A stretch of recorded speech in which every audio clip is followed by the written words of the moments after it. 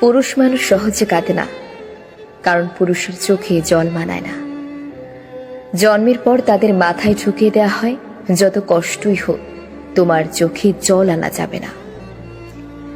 নারীরা হুটহাট কেঁদে উঠতে পারে, নারীরা রাগে কাঁদে, অভিমানে কাঁদে, কষ্টেও কাঁদে, কিন্তু পুরুষ কখনো অভিমান কিংবা রাগে কাঁদে না। নারীর চোখের জলে ছলনা থাকলেও পুরুষের চোখের জলে কোনো ছলনা নেই। তবুও যদি কোনো পুরুষ কাঁদে, তবে বুঝতে হবে সে বড় কষ্টটাই পেয়েছে এবং সে আসলেই কাঁদছে। পুরুষ কান্নার অভিনয় করতে পারে না।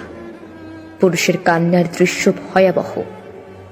পুরুষের কান্নার কারণ তীব্রতার হয়। তবুও পুরুষেরা কাঁদে। পুরুষ কাঁদে চার দেয়ালের আড়ালে।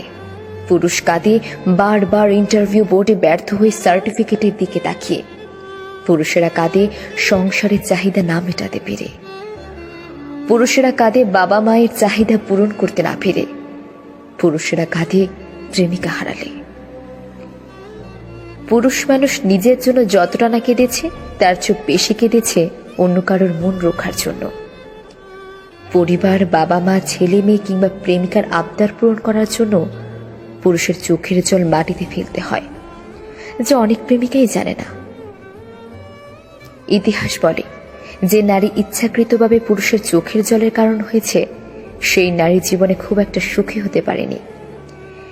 এটা নয় কোনো পুরুষের অভিশাপ, এটা পুরুষের চোখের জলের কারণ আর দীর্ঘশ্বাস।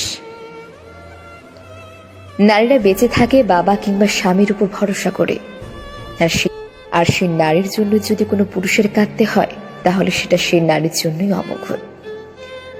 পুরুষের চোখের জল বিফলে যায় না, প্রকৃতি তার প্রতিদান দেয়।